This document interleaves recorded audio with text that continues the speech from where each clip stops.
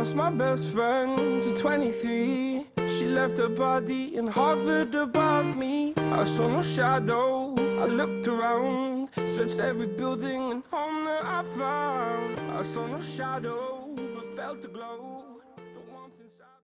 안녕하세요. 입시 TMT입니다.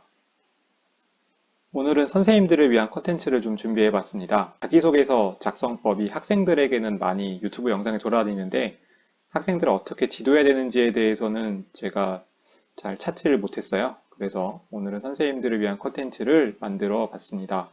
이런 경우들이 있었어요. 저도 이제 교사 생활 이제 10년 차 정도 됐는데 선생님의 도움이 절실한 학생이 선생님에게 자소서를 부탁했어요. 근데 저도 이제 고3 처음 맡았을 때는 이제 어떻게 자소서 첨삭을 해야 되나 이제 막 고민을 많이 했었거든요. 그래서 이제 막 저도 이것저것 찾아오면서 이제 경험을 쌓았었는데, 어, 이런 분들이 올해도 계시겠죠?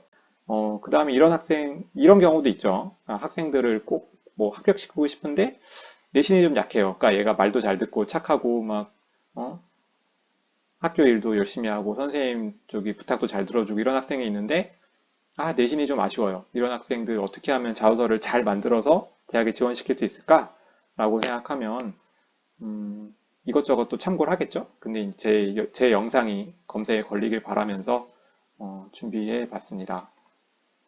일단은 자소서 이렇게 작성하는데 학생들이 많이 질문하는 것들을 제가 좀 생각을 해봤어요. 그랬는데 5가지 정도로 나오겠더라고요. 일단 오늘은 2가지만 해보도록 하고요. 그러니까 자소서를 잘 쓰면 낮은 내신도 합격이 가능하냐? 이거랑 그 다음 자소서에 막상 이제 쓰려고 하니까 뭘 써야 될지 잘 모르겠다. 이런 분들이 좀 많아요. 이런 분들이 많아요. 학생들이 엄청 많은데 네, 이거에 대한 얘기를 해보도록 하겠습니다. 낮은 내신도 합격하나요? 꼭 그런 거 아니죠. 네, 꼭 그런 건 아니고 일반계 고등학교에서 보통 이제 막 경기대 같은 경우에는 3등급대에서 합격을 좀 많이 하잖아요. 근데 이제 4, 5등급대에도 일반고 학생들이 붙어요. 근데 이제 그런 학생들의 케이스를 보면 일단은 저는 3가지 요소가 있다고 생각해요. 그러니까 자소서도 좋고 생기부 활동도 되게 좋았어요. 근데 그게 또 하필이면 또 학교에서 좋아하는 인재상하고 딱 맞아 떨어져요.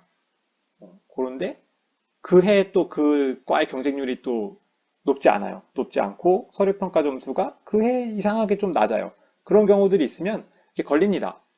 그러니까 뭐 내신이 낮은데 무조건 합격이 가능하냐? 이건 아닐 수 있는데 여러 가지 요건들이 맞으면 가끔씩 낮은 내신들이 걸리는 거예요.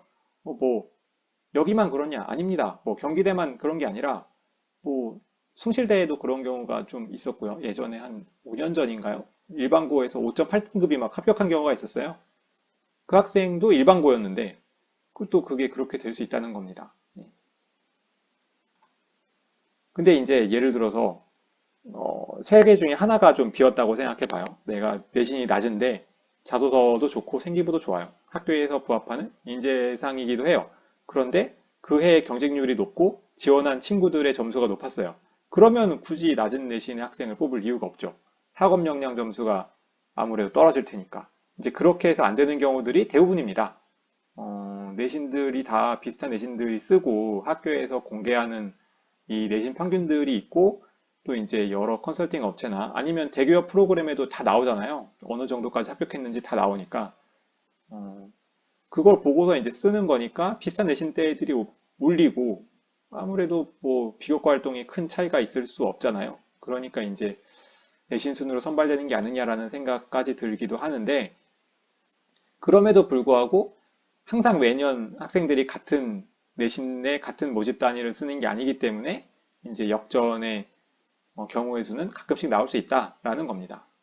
근데 이제 만약에 뭐 내신이 약한데 자소서도 안 좋아요. 그러면은 뭐 시작부터 안 뽑히겠죠. 그래서 만약에 이제 내신이 약한데 종합전형을 써야 된다. 그러니까 뭐 자소서를 잘 쓴다고 합격하는 것은 아닌데 뭐 내신이 낮은데 자소서도 대충 쓰면 당연히 합격할 리가 없겠죠. 그러니까 뭐 만약에 자기가 내신도 약해요. 정시도 안 되고 논술도 안 돼요. 막 이런 경우에는 당연히 종합전형을 써야겠죠. 그런 경우에면 이제 담임 선생님들이나 뭐 자소서 담당 선생님들께서 이거라도 열심히 해야 된다라는 좀 동기부여를 해주셨으면 좋겠어요. 그러니까 학생들이 한 달 안에 자소서가 굉장히 확확 늘거든요. 그러니까 글을 처음부터 못 쓰는 학생들도 한 달 정도 붙잡고 있으면 계속 쓰다 보니까 좀 느는 경우들이 있어요. 그러니까 글을 많이 써보지 않아가지고 처음에는 막 진도가 잘 안 나가는데 막판 한 달 이제 지나고 막판쯤 가면은 글이 확확 나옵니다. 네, 글을 일단 많이 써보는 게 중요하겠죠. 그래서 이제 선생님들이 잘 독려해 주시면 충분히 가능할 거라고 봐요. 근데 이제 막상 무슨 내용을 써야 될지 모르는 경우들이 있습니다. 뭐 자소서 써오라 그랬더니 뭐 예전 얘기이긴 하지만 뭐 전 어릴 때부터 뭐 어쩌고저쩌고 해가지고 뭐 어떻게 하고 막 이런 내용부터 쭉 적어놓은 애들이 있어요. 그러니까 그런 애들은 좀 다른 자소서들이 어떻게 써지는지를 좀 참고를 할 필요가 있어요.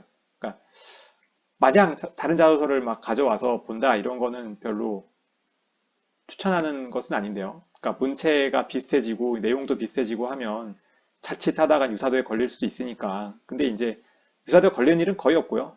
근데 이제 혹시나 걸릴 수도 있으니까 이제 그렇게 지도를 하는 거죠. 그리고 남의 거 따라해서 잘 되는 케이스를 잘 못 봤어요. 그러니까 결국엔 남의 거를 많이 본 다음에 자기 거로 다 소화를 해서 흡수할 수 있는 학생은 봐도 돼요. 근데 남의 거를 보고 남에게 괜찮은 것 같아서 남의 걸 따라 하다 보면 절대 안 되죠. 네.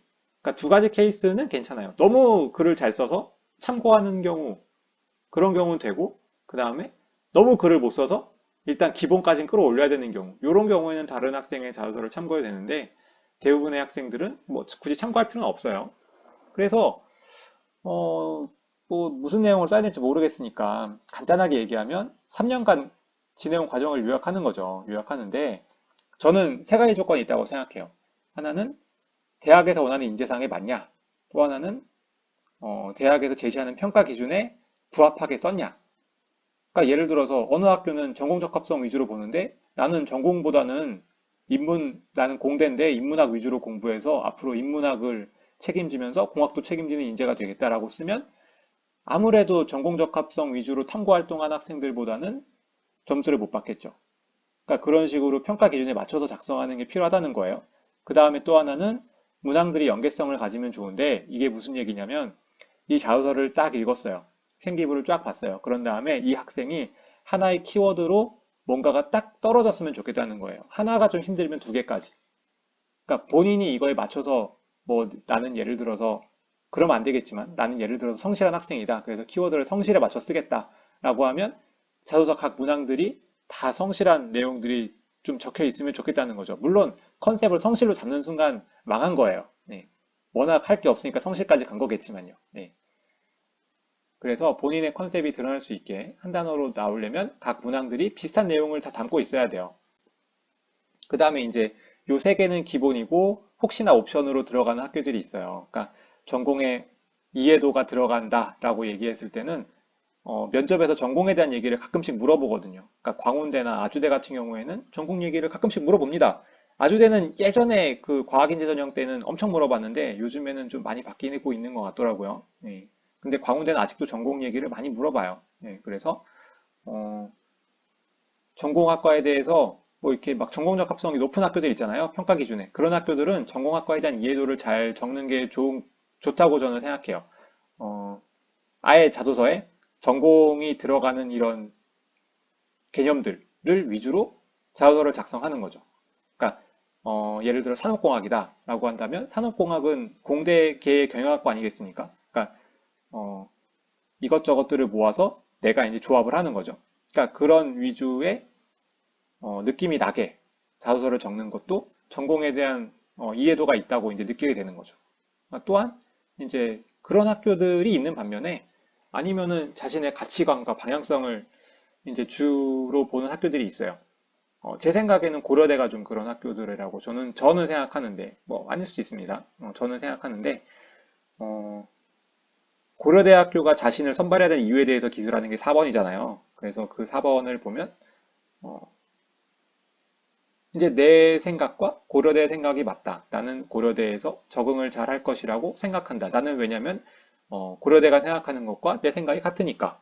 라는 식으로 이제 맞춰 나갈 수 있다는 얘기죠. 항상 그렇게 쓰라는 얘기는 아니고 그렇게 쓴 학생들이 있었다라는 겁니다. 네. 그래서 조건들 3개는 꼭 맞춰줘야겠어요. 그래서 조건 3개를 각각 하나씩 볼 거예요. 서강대학교를 좀 기준으로 보려고 해요. 서강대학교가 좀 뽑는 방식이 특이하니까요. 네, 서강대학교 학생부 종합전형 가이드 책에 보면 첫 페이지에 이런 내용이 나옵니다. 어, 여기 보시면 계열, 전공, 인원 성적 등 어떠한 제한도 없습니다. 이 얘기가 써 있고요. 그 다음에 다전공 제도라는 얘기가 쭉 써 있어요. 하나의 전공을 넘어 다양한 학문적 운영함으로 창조적인 융합형 인재를 양성하는 쭉 써 있죠. 그러니까 다전공을 많이 할 수 있게 장려하고 있다는 거죠. 여기서 읽을 수 있는 내용이 이 얘기입니다.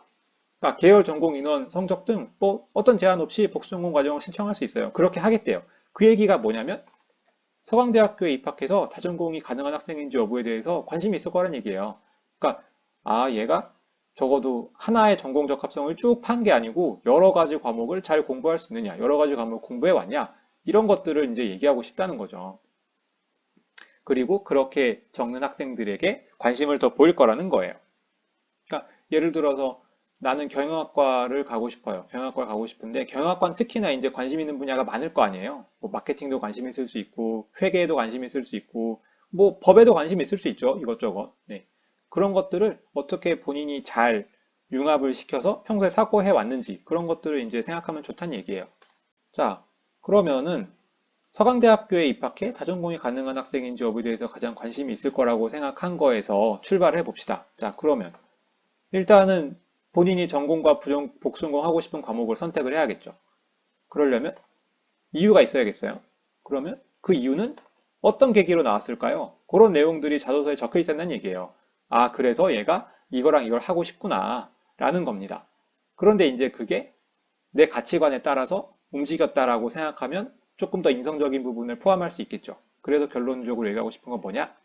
그래서 나는 앞으로 어떤 사람이 돼서 서강대학교를 빛낼 것인가? 어떤 걸 전공하고 어떤 걸 복수 전공해서 내가 가진 가치관으로 어떻게 좋은 사람이 될 것인가? 뭐 훌륭한 사람이 될 것인가? 이런 거를 이제 얘기하고 싶은 겁니다. 이제 포부나 이런 걸 듣고 싶은 거죠. 자, 그러면 이런 내용들을 쭉 적어가지고 이제 그게 그냥 막 적으면 안 되고 여러분들이 3년 동안 해온 활동들이 있을 거 아닙니까? 거기에 이제 매칭을 하는 겁니다. 이게 교사 대상으로 하는 거였는데 학생 대상으로 말을 하고 있었네요. 네, 제가 다시 녹음할 자신은 없고, 네, 다시 교사 버전으로 돌아가겠습니다. 그러니까 학생들한테 이런 것들을 물어보세요. 네, 물어보시고, 이게 상담으로부터 이게 얻어야 되는 것들이에요. 그러니까 뭘 하고 싶냐, 이유가 뭐냐, 이런 과정은 어떻게 나온 거냐라고 해가지고 쭉 상담을 받으시고, 그런 내용들 중에 괜찮은 게 있으면 같이 이제 고민해보고 골라보는 거죠. 그래서 이제 생기부랑 같이 매칭을 해야 되는데, 저 같은 경우는 요약본을 하나 만들었어요. 이런 파일을 만들어서 여기다가 이제 적어오게 하는 거죠. 그러니까 여기 지금 제가 칸이 모자라서 못 썼는데 1학년, 2학년, 밑에 3학년, 4학년까지 있어요. 이게 B4 용지에다 적어가지고 애들이 엄청 크게 되게 적어와요. 크게 적어오면 이제 생기부는 이제 생기부에서 저기 찾을 거는 이제 이런 것들을 이제 매칭시키려고 하는 건데 학과의 인재상, 그다음 전공 과목에 대한 이해. 그러니까 전공 과목이 어떤 전공을 생각하는지. 그러니까 서강대 같은 경우에는 필요가 없겠지만 아주대나 인하대나 뭐 이런 데들은 필요하거든요. 그냥 뭐 건국대나 이런 데들은 이제 전공 적합성이 꽤 필요합니다. 그런 학교들을 위해서 미리 학과가 뭘 하는지에 대해서는 좀 알고 가야 되니까. 그러니까 예를 들어서 건국대학교 같은 경우는 축산계열 학과가 되게 많아요. 되게 많은데 배우는 내용은 다 비슷하거든요. 그렇다고 해서 아무 데나 막 집어넣을 수는 없는 거예요. 그러니까 그 전공 과목이 살짝 다른데 뭐가 다른지를 좀 이해를 하고 지원하시면 좋다는 얘기죠. 광운대 같은 경우는 전자계통학과가 6개인가 있어요. 그 6개마다 약간 생각하는 게 다르거든요. 그런 것들을 이제 좀 이해를 해서 오면 좋다는 얘기죠. 그러니까 내가 전자 쪽이니까 내신 경쟁률 낮은 쪽으로 막 지원해야지 라고 생각할 수도 있겠지만 그것보다는 내가 전자공학과냐, 전자전파공학이냐, 뭐 전자바이오 물리학과냐 이런 것들에 대해서 충분히 연구를 해보고 어떤 과가 나랑 제일 맞는지를 좀 우선순위를 정해두는 게 좀 필요하다는 얘기입니다. 그 다음에 이제 뭐 지망 학교의 인재상, 평가 기준 이런 것도 보시고 쭉쭉쭉 적어오게 시켜요. 그런 다음에 전공 과목 이제 쭉 적어오게 하고 이 과목들이 다 뭘 의미하는지도 좀 알아보게 합니다. 그러면 이제 여기서 생활기록부를 보고 관련된 걸 적는 거예요. 그러니까 여기서 개설되는 과목들이 있을 거 아니에요. 여기서 이제 이걸 보고 관련된 과목들을 생활기록부에서 이제 작성을 하는 거죠. 이건 뭐 제 양식이니까요. 뭐 선생님들께서 더 필요하다고 생각하시면 더 듣고 빼시면 빼려면 빼시고요.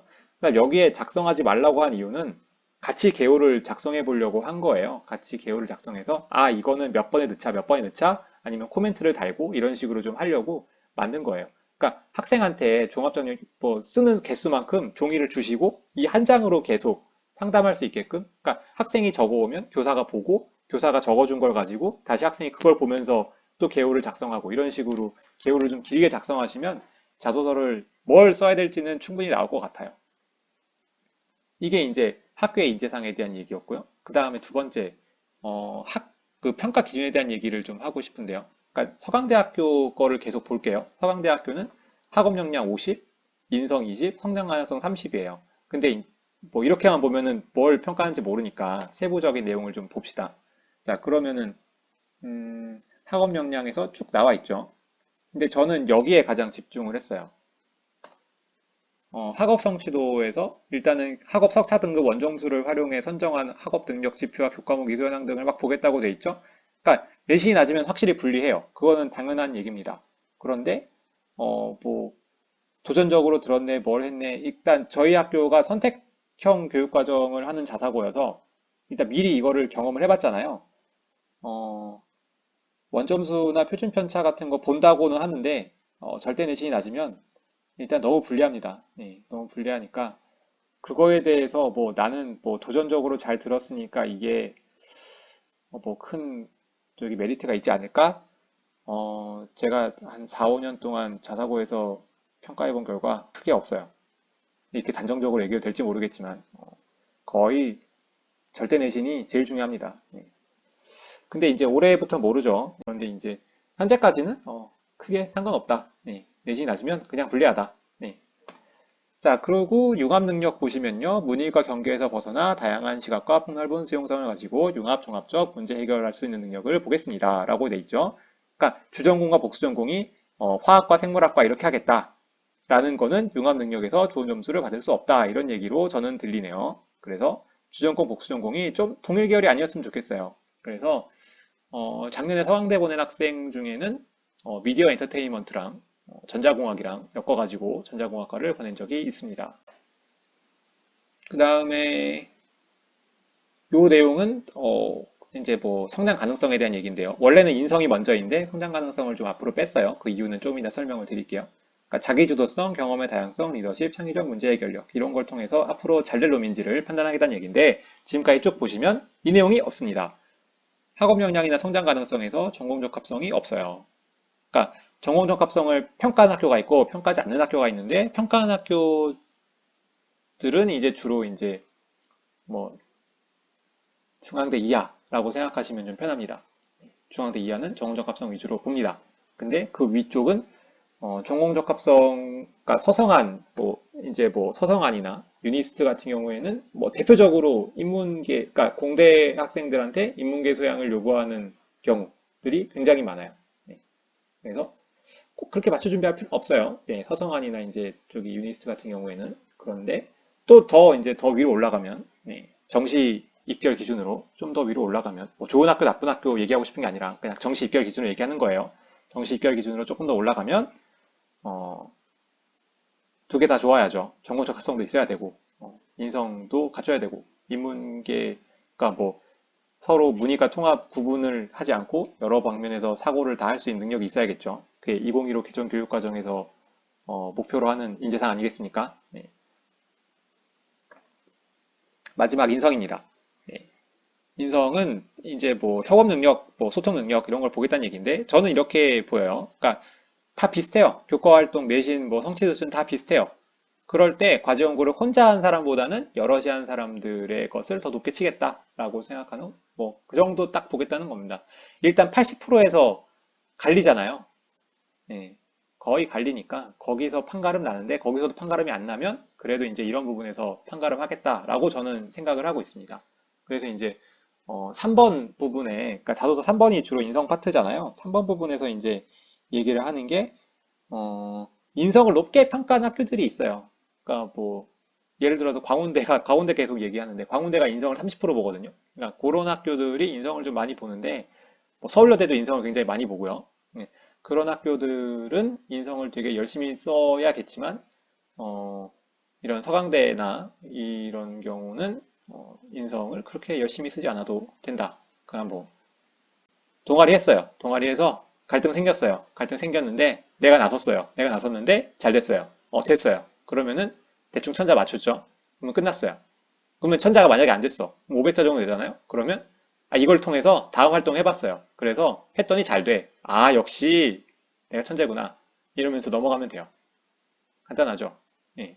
그러니까 이런 식으로 너무 어렵게 쓰지 않아도 된다는 얘기죠. 인성 파트가 큰 영향을 끼치지 않을 것이다 라는 것을 말씀드리고 싶네요. 정리를 해보면요. 자신의 생기부를 기반으로 작성하시면 되는데 이제 각 대학에서 요구하는 평가 기준이 있을 거 아닙니까? 인재상이나 뭐 전공 과목 이해도나 이런 것들을 좀 맞춰서 작성해 주시면 좋아요. 그러니까 내 글을 작성해야지라고 생각하지만 결국 읽는 사람이 중요한 거잖아요. 내 글을 읽고 평가해 줄 사람이 중요한 건데 맨날 자기 생각만 하면서 이제 뭐 이렇게 쭉 쓰기 시작하면 자소서가 잘 안 나오죠. 또 어느 순간 학생한테 하는 얘기가 돼버렸네요.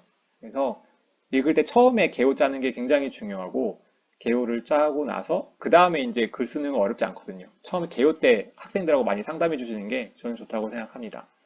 오늘 열심히 분석한 내용은 서강대학교한테만 해당이 되는 내용이고요. 다른 학교에 이 전형을 대입하지 마시고 다른 학교를 쓰고 싶다고 하시면 또 다른 학교에 이렇게 인재상과 평가 기준을 찾아보셔서 똑같이 구성하셔서 상담하시면 됩니다. 그리고 제일 중요한 거 자소서를 잘 쓴다고 합격하는 게 아닙니다. 그러니까 열심히 쓰면 좋은 거죠. 네, 열심히 쓰면 좋은 거지 그렇다고 합격을 보장하는 거 아니라는 것을 학생한테 꼭 알려주셨으면 좋겠습니다. 오늘 내용은 여기까지입니다. 다음 시간에 또 다른 내용을 가지고 나머지 3, 4, 5번 질문에 대한 제 생각을 가지고 찾아오도록 하겠습니다. 긴 영상 보시느라고 고생 많으셨습니다. 감사합니다.